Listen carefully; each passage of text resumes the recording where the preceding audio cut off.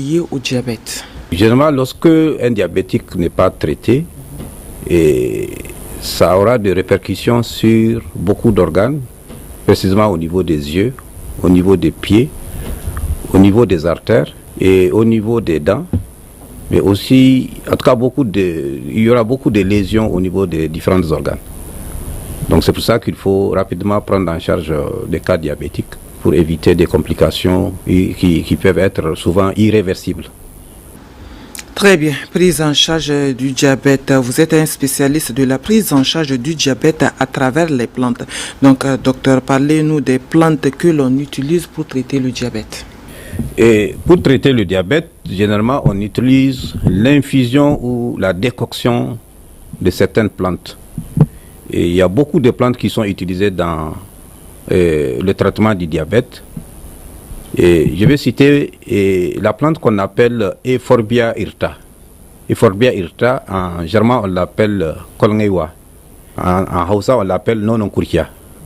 Donc Euphorbia hirta, il suffit de prendre une poignée de la plante et de le faire bouillir dans 1 litre d'eau pendant 10 minutes, laisser tiédir et boire la décoction 1 verre le matin, 1 verre à midi et 1 verre le soir. Mais il faut le faire pendant 3-4 jours, mais il faut régulièrement faire le contrôle parce que vous pouvez tomber dans l'hypoglycémie. La deuxième plante, c'est la poudre de feuilles de Lepterdania hastata. C'est ça qu'on appelle en germain hanam.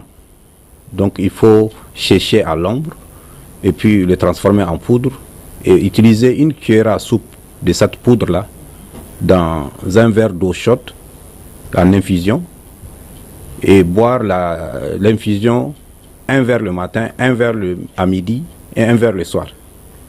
Mais lorsque vous constatez que la glycémie commence à se stabiliser, vous réduisez la fréquence d'utilisation. Donc au lieu de faire 3 prises par jour, il faut faire 2 prises par jour et jusqu'à aller à 1 seule prise par jour et jusqu'à 1 prise chaque 2 jours. Donc c'est comme ça qu'on traite. C'est-à-dire que quand vous utilisez les plantes, c'est conseillé de faire le contrôle régulièrement pour voir le niveau de stabilité donc de la glycémie. Et il y a encore une autre plante qu'on utilise, c'est les feuilles du Nîmes. Vous pouvez utiliser le jus vert des feuilles de Nîmes ou utiliser la poudre séchée, la poudre des feuilles de Nîmes. Donc cette poudre aussi, surtout quand le taux de sucre est très élevé et va jusqu'à 4. Donc à ce moment, vous pouvez facilement ramener ça à 1 en utilisant les feuilles de Nîmes. Donc c'est une cuillère à soupe donc de la poudre des feuilles de Nîmes dans 1 verre d'eau chaude pour infusion. Donc c'est une infusion qu'il faut faire. Vous avez aussi les feuilles du quinqueliba. Le quinqueliba qui est un petit arbuste donc qui se trouve au niveau du plateau qu'on appelle en germain kubu. C'est différent de notre quinqueliba qu'on a, qu'on appelle sangsanga. Donc ce quinqueliba là, il suffit de prendre aussi une poignée donc de cette plante et de faire une infusion et boire ça sous forme de thé matin, midi, soir. Donc 1 verre matin, 1 verre à midi, 1 verre le soir. Mais il faut continuer le contrôle. Il faut faire le contrôle parce que sinon, vous pouvez, la glycémie peut descendre en dessous donc, de 1 gramme par litre. Vous avez plein de plantes. On peut passer une journée à citer les plantes. Mais les 3 plantes que je viens de présenter sont très efficaces et ont fait leur preuve dans la stabilisation donc de la glycémie. Très bien. Docteur, peut-on guérir du diabète avec les plantes? On peut vraiment guérir le diabète du type 2. Le diabète du type 2, ça veut dire que vos cellules qui ne sécrètent pas suffisamment d'insuline et que ça ne permet pas au taux de sucre de rester dans les normes, ou bien l'insuline qui est sécrétée est mal utilisée. Donc ce diabète-là, on peut facilement le guérir avec les plantes. Qu'est-ce qu'il faut faire? Il faut dans un premier temps chercher une plante qui stabilise la glycémie. Donc je viens de citer les plantes qu'il faut. Donc c'est ces plantes-là qu'il faut utiliser. Une fois que la glycémie est stabilisée, il faut faire ce qu'on appelle le jeûne intermittent. Le jeûne intermittent, c'est quoi? C'est que vous allez éviter le grignotage. Vous allez éviter le grignotage. C'est-à-dire qu'un diabétique ne doit pas se mettre à grignoter matin, 10h, 11h, midi, 13h. Vous fatiguez vos organes. Donc, le jeûne intermittent, vous mangez une bonne fois le matin et vous allez attendre à midi pour manger, pour prendre le déjeuner. Et après le déjeuner, vous attendez le soir, avant 20h. Vous mangez avant 20h. Et vous avez de 20h jusqu'au lendemain à 8h, vos organes se reposent. Donc, si vous faites comme ça, vos organes vont se reposer et il se pourrait que dans les jours à venir, que vos cellules reprennent les activités normales. Et même quand les cellules sont endommagées, elles peuvent se régénérer lorsque vous continuez le jeûne intermittent. Mais puisque je parle de régénération des cellules, il faut apporter beaucoup d'éléments et des sels minéraux, des vitamines aux cellules. Ça veut dire qu'il faut boire un jus vert chaque matin à jeûne.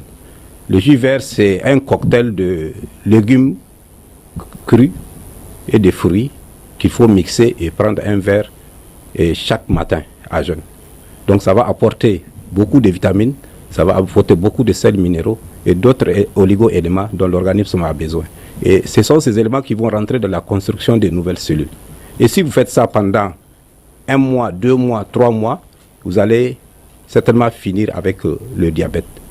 Donc c'est comme ça qu'on fait. Mais il faut introduire aussi beaucoup de fruits et de légumes dans votre alimentation.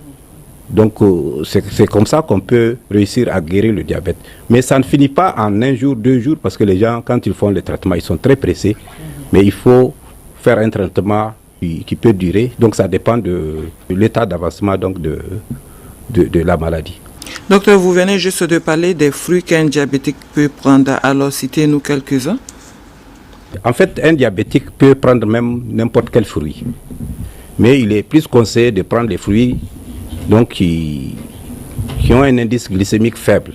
Vous avez des fruits comme l'avocat, des fruits comme les fraises. Donc, ce sont des fruits qui ne sont pas du tout sucrés. Ça, vous pouvez prendre. Mais quand le fruit est sucré, vous pouvez prendre la moitié d'un fruit. Parce que le sucre des fruits, même si ça monte, ça redescend très vite. Donc, c'est ça l'avantage des fruits.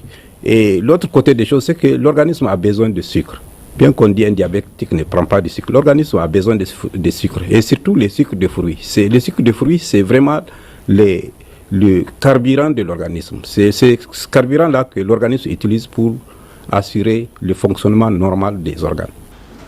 Docteur, comment éviter la question du dosage? Le problème de dosage, moi je dirais que c'est une question de bon sens. Parce que dans toute chose, quand vous exagérez, il y a des dommages. Tout à fait. Même pour préparer une sauce, quand vous mettez beaucoup de sel, et je pense qu'il y a un problème. Si vous mettez beaucoup d'eau, il y a un problème. Mais ce que je vais vous dire, l'organisme tolère mieux les plantes que les molécules chimiques. Ça, c'est la science qui l'a démontré, ce n'est pas moi qui l'ai dit. Vous pouvez fouiller, vous allez voir que l'organisme tolère plus les drogues végétales que les molécules isolées chimiques. Ça, c'est un point. Deuxième point, c'est que pour faire une décoction, vous n'avez pas besoin de grandes quantités. Donc, généralement, les quantités varient de 20 grammes par litre à 500 grammes par litre. Donc, vous n'avez pas besoin de mettre de grosses quantités pour faire votre décoction. Et autre chose, troisième chose, c'est que même quand vous ne prenez pas de décoction, il est conseillé de nettoyer régulièrement les organes. On nettoie le foie, on nettoie les reins, on nettoie le côlon, on nettoie les artères aussi à travers les plantes. Et même quand vous prenez beaucoup de produits chimiques, il faut fouiller, voir, vous allez voir que la science a démontré que lorsque vous consommez beaucoup de médicaments et qu'il y a beaucoup de toxines dans votre organisme, il faut utiliser un jus vert pour aider l'organisme à évacuer donc ces toxines-là. Donc c'est pour vous dire qu'il y a tout un mécanisme qui est mis en place en phytothérapie pour éviter des complications lorsque vous utilisez les plantes. Ok. Docteur, comment guérir les plaies diabétiques avec les plantes du moment que nous savons très bien que ces plaies-là sont des conséquences du diabète? Pour une plaie diabétique, ça commence toujours au fond. Donc c'est à l'intérieur que ça commence à ronger. c'est là que les complications se posent. Donc une plaie diabétique qui commence au fond, que tu ne peux pas traiter, tu ne peux pas faire un pansement comme les plaies ouvertes. Et lorsque ça va s'ouvrir, ça va être déjà trop tard. Il faut la guérir plutôt et de l'intérieur. Ça veut dire qu'il faut lui envoyer des anti-inflammatoires, des anti-cicatrisants. Il faut leur envoyer aussi des produits qui protègent les cellules contre donc, les dommages, contre les infections. Donc qu'est-ce qu'il faut faire? C'est qu'il faut prendre une infusion du curcuma. C'est-à-dire que c'est une cuillère à café du curcuma qu'il faut mettre dans un verre et ajouter une demi-cuillerée à café de cannelle et une demi-cuillerée à café de poivre noir. Alors, le curcuma, c'est un anti-inflammatoire, donc ça diminue l'inflammation et ça protège, c'est aussi un antioxydant, donc protège les cellules contre les dommages. C'est un anti-cancéreux, c'est-à-dire que ça évite l'évolution des cellules cancéreuses. Donc c'est pour ça qu'on l'utilise dans le traitement des plaies diabétiques. Et la cannelle aussi vient stabiliser la glycémie parce qu'il faut priver les bactéries de leur source de nourriture. Les bactéries se nourrissent du sucre. Il faut les priver de ce sucre-là pour éviter leur évolution, leur développement. Donc quand vous les privez de ça, vous diminuez les inflammations, vous apportez le poivre noir qui va protéger les cellules contre n'importe quel dommage. Et donc, voilà pourquoi on utilise ces trois décoctions, l'infusion de ces trois éléments pour guérir de l'intérieur la plaie. Maintenant, si la plaie est ouverte, et avec les plantes, nous, on utilise le vinaigre de cidre qui est fait à base de pommes pour désinfecter la plaie d'abord. Ensuite, il faut faire passer le gel d'aloe vera, le gel bio d'aloe vera sur la plaie qui est un cicatrisant. Mais ensuite, il faut faire un pansement avec du miel pur. Donc voilà comment on guérit facilement le plaies diabétique. Mais ça peut prendre du temps, mais ça va se guérir parce que nous avons eu beaucoup de cas pour lesquels on a eu vraiment des très bons résultats. Et ces diabétiques ont même témoigné au niveau de notre plateforme et on présentait aussi les images de départ et les images de la plaie guérie. Je rappelle que vous avez sur ce plateau Dr Douma Soumana, maître de conférence, enseignant-chercheur à l'université Abdou Moumouni Diofo de Niamey, spécialiste en phytothérapie, qui nous donne plus de précisions sur la prise en charge du diabète à travers les plantes. Docteur, nous sommes presque à la fin de notre entretien. Est-ce que